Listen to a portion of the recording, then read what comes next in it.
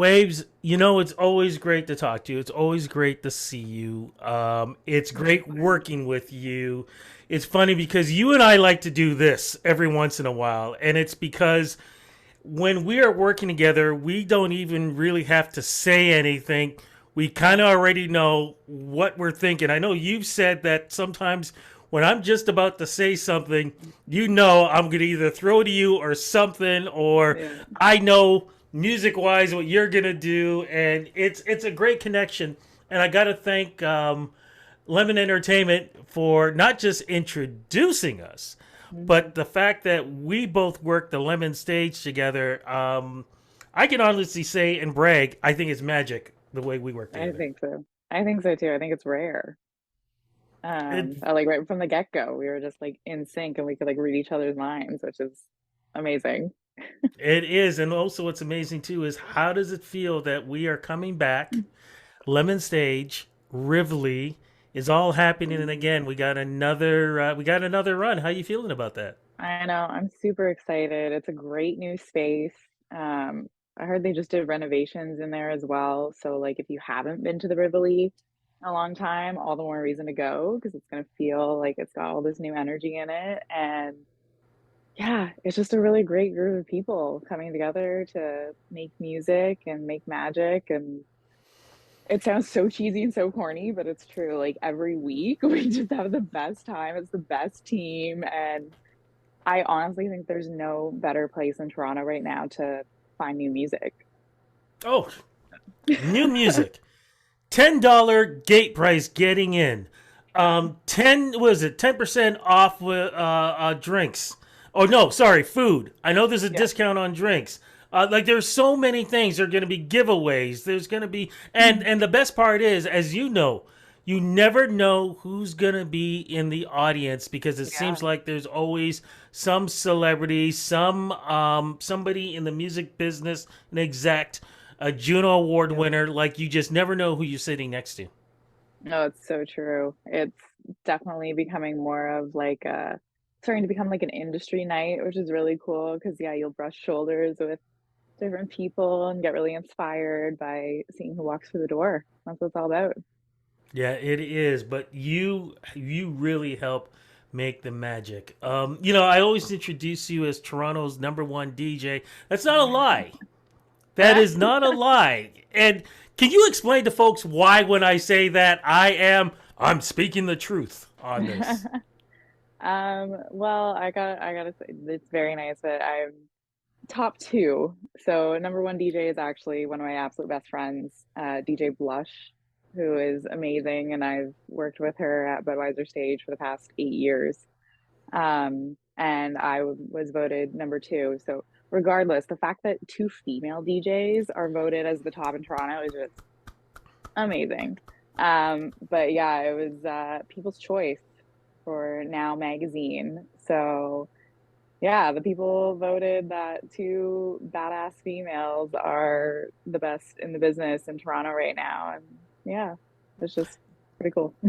You were busy throughout the summer, and as we Yeah. speak now, Busy's an understatement. as we speak now, you're busy too because you have different residencies going on. What was the residency during the summer? Because you actually kind of mentioned it already in a way. Yeah, for the past 8 years and counting, I have been the resident DJ at Budweiser Stage, which is the big Live Nation venue. It used to be Molson Amphitheater. So yeah, like all the pre and post show parties for the concerts that come to town, I DJ there in the bar. So that's been amazing. It's always like going to summer camp whenever I do that. So I've got that as my main in the summer. I do stuff for the Drake Hotel as well and their properties. So a lot of brunch sets, a lot of weddings, stuff out in Prince Edward County at their hotels out there, which is really fun. And then I was in California for a month and a bit and worked out there. So yeah. And you've been wearing a hockey jersey too lately. Oh my God, yeah. Yeah, I'm that's embarrassing. I like totally forgot. It's so fresh. I'm the new Toronto Marlies DJ. Wow. So yeah, it's it's kind of crazy. It's kind of a full circle moment too, because when I had a bunch of day jobs before I started DJing full time, I used to work for MLSE as event personnel, as like a ticket taker. Like I would tell you where to sit at the Leafs game or the Raptors game or whatever. So now I'm actually DJing in that space. Oh my goodness! So you mean to tell me at some point we probably did meet and not even know it? Probably. Oh man, how it all comes around. How does it feel being a role model for the fact Uh, that what you mentioned about, the fact that two female DJs called number, the best of the best in this yeah. city, and knowing that no matter where you play, there is somebody who's looking at you going, "Wow, if she can do it, why can't I?" Yeah, it's wild. And I think it's really making me realize how important it is. Because I mean, as me growing up, like I was always into music, playing guitar and things like that, and it's such a boys' club, and it still is. It's getting better, a lot better, but the music industry is still very much a boys' club, and seeing females, seeing people of different races, religions, sexualities, like it's important to see somebody that reminds you of you and just being able to like make it easier for the next people that are coming after you. I think that's the most important thing as a role model. Well, Weird let's. to think of that term, but yeah. Oh, you are. You know you are. People love what you're doing. But let's talk about it in the beginning. You grew up in. Where did you grow up? And where did not just the love of music, but being a mix master, where did that all start? I grew up in Hamilton, so very close to Toronto, and I was going to Toronto for like the longest time, like as soon as I was old enough to ride the GO train, that's what I was doing. So the Toronto music scene greatly influenced me. Hamilton as well, but I mean, I was definitely made for a big city. Um, I've always been musical, always, I've played guitar longer than I've DJed. I've played guitar for like 19 years. Wow. Um, Piano before that, was always doing art and music classes in school. I went to school for art thinking that I was going to be a music photographer. So I knew I was going to be in music somehow. I just hadn't quite figured it out yet. And I took after I graduated high school, I took a year off and I just like worked at a bookstore and was trying to save for university, but ended up spending a lot of that money on records at Cheapy's Records in Hamilton, which is an amazing Yes. spot that Yes, it no is. longer exists. But Cheapy's like changed my life, and I would go every week and started to build my record collection. And I made friends with a guy who was a DJ, and he worked at Cheapy's, and he was just always there whenever I was shopping. So we became friends because we had similar taste in music. And then one day he was just like, "You know a lot of music for somebody your age. You would make a really good DJ. Like you know a lot of genres, a lot of decades, stuff like that." And I was like, "What is that?" And he's like, "You'd be really good." And he kind of just like kept, you know, putting it in my ear. And then he became my mentor, and he taught me. And um, for the longest time, I still was like, "This isn't a real job. Like this is just fun. It's like a creative outlet for me." I was still so like, "I'm going to university, and I'm gonna be a photographer." Blah blah blah. And uh, fast forward, like second year of university, I end up dropping out, and I'm DJing on the side. And I dropped out of school and just started working full time. And so, working for MLSE and doing all that and retail and working in music however I could and trying to pick up DJ gigs. And then it snowballed. And it just, I still sometimes am like, is this real? Like, is this actually my life? Because it doesn't feel like a job. It's crazy. I get to work with people like you. I get to, create my own parties. I get to just collaborate with really cool people. And yeah, it's a trip. It definitely is. What do you think makes a good DJ. It's funny because I was talking to our good friend Four Corners because he Mm, just released his sure. album, and congratulations on him to Yeah. him. And the first thing I said to him was, um, "I'm old school. You know, Mm, I am old school." yeah. And I always say this: if you're gonna be a good DJ, you got to know how to use turntables. He Yeah. agreed, but Yeah. he also had some other things to add in about how to create music and just creating the party. So I'm gonna Yeah. ask you, what do you think makes a good DJ?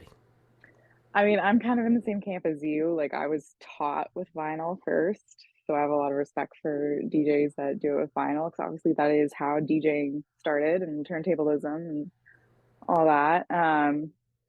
Not to say that like if you're purely a digital DJ that you're bad. That is so untrue. There are many things with each format that allow you to be creative in certain ways, which is really cool. But honestly, I think it's funny actually. I was DJing last week at a club. I had like a club kind of set, and they had a setup for like CDJs, and I didn't have sticks with me. Like I didn't have USBs because I came from right after the Marlies game, and I just prefer my laptop if I'm using Serato.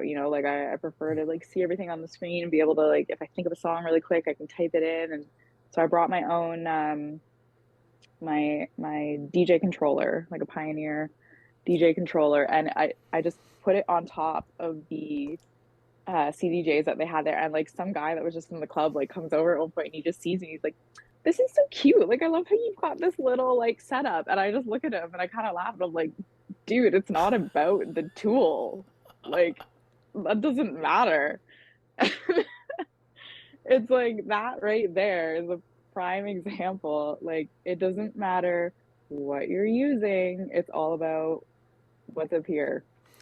It's about reading a room. It's about song selection. It's feeding off that energy of the crowd and where are you going to take the night. And it doesn't matter how you do it. Vinyl, CDJs, CDs, like it doesn't matter. It's all about what you know. That's what Four Corners said. Basically, in Yeah, those there you words, go. that's what he said. How do you read, as a DJ, how do you read the audience? Because there are some DJs who just already have it in their head. I'm going to play this song, this song, this song, this song, this song, this Yeah. song, because it makes it simple for them. But you and Yeah. I both know that things can change, moods can change, Oh yeah. situations can change. So how do you read an audience to keep that party going? I mean, it kind of is judging a book by its cover in a way, and especially after DJing for 10 years, it's like I kind of know by looking at a group what they're gonna like based on like their age range or like how they're dressed or how they're partying. Um, so like you kind of go off of that, a little bit. Like you gotta be like, okay, there's a bachelorette in here, like I know exactly what to play. But yeah, it's really I mean, the less planning, the better. I feel like you go in with like a general vibe, obviously. Like if it's a rock night, there's that, or you have the general like wheelhouse that you're gonna be in. But yeah, reading people, reading energy, and then being able to build because it's storytelling. And I think that's what a lot of people don't realize about DJing is that it's not hitting play on a Spotify playlist. It's not, I mean, if you're a good DJ, you're not pre-designing a set. The only time you really do that is if you're like, performing at a festival and it's something like you're somebody like Fred again who's got or like Steve Aoki and it's more of a performance, right? Like you're there at a festival to see them. So like that's different. But like a club DJ, you read the room and you build and you create a story for the night and um you're constantly like building that next scene, building that next moment, and you can feel the energy in the room when it's going really, really well too. Like you'll feel everybody around you just like buzzing and the electricity from it and it's like you're locked in. It's like the way you and I just start to, when we're doing hosting stuff where we just lock in and we know what's up. You get that with the crowd. And I don't know, there's just something really cool about that. And it's a really nice feeling. How do you deal with the I'll call them the audience DJ, the person that seems to always want to come over and say, "Hey, why are you playing this? Why don't you play Yeah. this or this or this?" How do you deal with that? There's always one around. I mean, having friends in the booth is great because they'll just like deflect everybody. But yeah, I don't know. I'm usually just always like, no requests, just let me do my thing. That's that's where I leave it. And most people are respectful of that. The people that just keep harping on you, then you just got to play nice and be like, all right, I'll try, like maybe, but I'm usually just like, nah, man, just let me do my thing. Very Like, you got to smart. trust your DJ. Yeah, well, that's the whole point too. Now, as I said earlier about you being a role model or people who watch you and see what you're doing and what you have, how can somebody starting out start building their library and their equipment because things aren't Mm. cheap as prices are going up. What's the best way Yeah. for somebody, do you think, to start out as a DJ? What should they be looking for and Yeah. what should they do? Because, like I said, it's not cheap. Yeah. I mean, equipment wise, yeah. Find somebody who's got stuff that you can use. That's what I was doing for the longest time. You can rent stuff from like Long McQuaid, borrow stuff off a friend, or depending on the venue that you're at, you could probably just use the in-house equipment. But obviously, for like practicing, you're gonna want to like buy something so you have stuff at home. But I mean, it's hard to buy stuff, but it's also like very easily accessible to get things. Um, Is used stuff okay to get? yeah. Oh yeah, I would totally think so. I mean, if you're doing, turntables, I would just say to like invest in buying your own needles. Even when I go to clubs that have their own, like I hate bringing my own turntables. It's annoying to set them up and like rebalance them on a table and stuff like that, but I always bring my own needles because I don't trust I don't trust what the last person did with the needles. So You I bring my realize own. there's a kid out there going, "What's a needle? What's she Yeah. talking about? What's and you mean a It's needle the that you cart the little see see?" cartridge. Yeah. Oh, yeah. A little cartridge head that's on the end of the tone arm on the turntable. Yeah. Oh God, my heart just broke. Um, yeah. I think equipment wise, find somebody or like rent some stuff until you can buy it or buy used. There's nothing wrong with that. Just give it a little TLC. Music wise though, yeah, honestly, I think what makes the best sort of DJ is somebody who's like open format. And I mean, this also goes back to like the last question that you answered, that you asked me too, is just like being open format and being knowledgeable about as much as possible, because the sooner you realize that like you're never going to stop learning, Yes. the better you're going to be, and the more useful of a DJ you're going to be. You know, being able to get thrown into any situation and play any genre is going to benefit you so much, because you're going to be able to connect with any sort of crowd of like any rate, any age range, any demographic. So just doing research, honestly, like on my days off, I spend so much time just like going through. Apple Music is fantastic. I listen to a ton of radio shows on Apple Music just to get, inspiration about stuff like Zane Lowe, Strombo, DJ Spinna, a lot of stuff just for every genre to hear what is hot right now in music, being tapped in, and then there's plenty of ways of getting it. I mean, you can buy off iTunes, you can stream, you can. I mean, I still buy vinyl and I use the download code on the card, like the MP3 download code. So that kind of stuff. But it's not really so much about like having a crazy expansive library too. Like after years and years, I've got multiple hard drives full of music, but I think just being able to kind of touch on a little bit of every genre, a little bit of every decade, if you start with that as your library, it's going to benefit you so much. I agree with that too. Curious, Mhm. what do you think is one mistake DJs make? Playing for themselves. Um, it's definitely an ego thing. I myself had to get over it. But I feel like as soon as you check your ego, you become a bit of a better DJ. 'Cause like I'll still see it too. Like people that just show up, they play for themselves, they have, the God pose of like, yeah, I'm the DJ kind of thing, and it's it's a fine line between like I'm the DJ, let me do my thing, I'm in my zone, let me be the DJ, trust me, but also like you're playing for the crowd.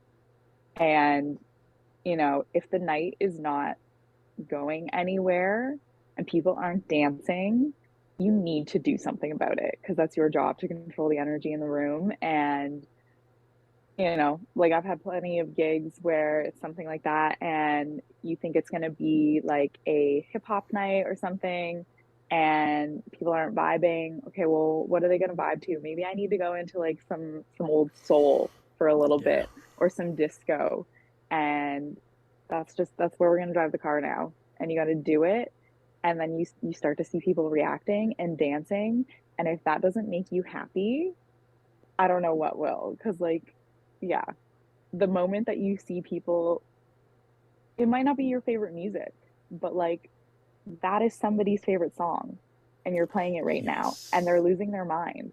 So if that doesn't make you feel good, I don't know what will. That's so, so true. Uh, we're going to be wrapping this up in a moment soon, but a couple of more questions. One, though, what is the reality of being a DJ? They see you, anybody who follows you on Instagram, they see you in California. They see you at the best venues. They see you, riding your motorcycle or doing something adventurous. They see Four Mhm. Corners. He's over, at the Raptors performing at the games, or he's Mhm. out in England performing at a club there. Or there are some people who love watching reality TV and they see DJ Pauly D and he's traveling all over and, the big, shows and whatever else. People Yeah. see the end result Yeah. of what happens during that success. Yeah. But talk about the reality of leading into it and for many DJs not even being able to get to those stages. Yeah. Um I guess it's that whole like perception is people's reality kind of thing. It's a lot of work. It really is. I think it was Lizzo who had a quote about being an overnight success, and I was like, it's so true. Like people thought that Lizzo just became this overnight success like that and just blew up, and she was like, "Nah, I was sleeping in my car for like years and years, grinding, working away, and then all of a sudden I hit big. But I've been doing this for a long time." And it's true. It's like there's a lot of grinding, there's a lot of sleepless nights, a lot of travel, a lot of paying your own way, paying out of pocket to get yourself across the world or wherever it is to play a gig that, it's going to look great on social media or it's going to be great on your resume, but it's still a lot of budgeting and working hard and yeah, a lot of people just see like the couple hour long set, the photos from that, the content and whatever, but it's like any other job. Like there's still stuff to it that is like any, I've got office work, I've got my expenses that I need to log, and I've got emails that I need to send to try and get gigs. I've got poster designs that I need to do. Like at least me at this point, I'm still everybody rolled into one. I don't have a team. I don't have like a manager and all that kind of stuff behind me. But Yeah, it's uh it's a lot of hard work at being it's like being any sort of artist or creative, a band or whatever, like you work your way up. You start crammed into a little sprinter van and then maybe you get into a tour bus and then hopefully you get on a private jet one day. There you go. Exactly. Are you ever going to do an album, do you think? Like Four Corners is done? Or an EP? Do you think you'll ever want to do that? Because you are a musician also. Yeah, I've thought about it. I've had a lot of people ask me about that too, and I've never really dabbled in music production or anything like that. I think I would probably start with doing remixes. I just haven't had the time yet. I've been really focused on just being like an event DJ. I feel like I do that really well, and there's still more for me to do in that arena. Um, yeah, one of these days I'll get to it, maybe. I don't know. Cross fingers, and hopefully it'll be through Lemon Entertainment as we go back to Oh, of course. Lemon Entertainment and the Lemon Stage. What can we expect from you when we are back at the Rivoli? Yeah. What are your sets going to be like? Lemon's gonna be fun. Well, there's actually two things. So there's Lemon Stage, and then I've got my own party that I'm gonna be launching with Lemon this fall. So that's gonna be exciting. I'm gonna have a monthly that I'm doing with them. And that's also gonna be at the Rivoli. And that'll be my own like curated showcase. So that's gonna be coming pretty soon. But Lemon Stage is gonna be every Thursday. And basically it's you, it's a bunch of, up and coming artists, and I'm just DJing to start the night in between all the sets and then to end the night. So just setting the vibe and yeah, it's a really great, again, it's like a really great place for people to come out and mingle, meet other like-minded creatives in the industry. I think Lemon's done a really good job of creating a safe space for people to come and get to know each other and get inspired. And we need more of that, especially like after the pandemic happened. A lot of places closed, and Lemon is great because it's such an amazing platform for all different genres of artists and types of artists. Like we've had Juno noms, Juno winners, and we have had people who are just fresh and it's one of their first gigs ever and they're cutting their teeth. And, people of every sort of, we've had like drag events that have happened, and then we've had like full on like metal, and sometimes all in one night. So it's the best. It's just great. I love it. I'm so excited to And get back. and I am encouraging everybody because the last time you and I got together and we were on that other massive stage in Toronto, Elevate Festival, yeah. we actually started something up, and I'm hoping it's going to be continuous during sets. That is the Lemon Stage Dance Party. I am encouraging everybody. Yes, get your drinks, get your food, Yes, but dance. Dance yes. and have a good time in between the sets because it All it was. takes is one person too, and then the whole room just explodes. I love it. I love it. Anyways, gotta let you go because, like you said, you got expenses, you got so much stuff to do. It is always a pleasure talking to you. It is Likewise. even more fun working with you. I cannot wait till we are back sharing the stage Yes.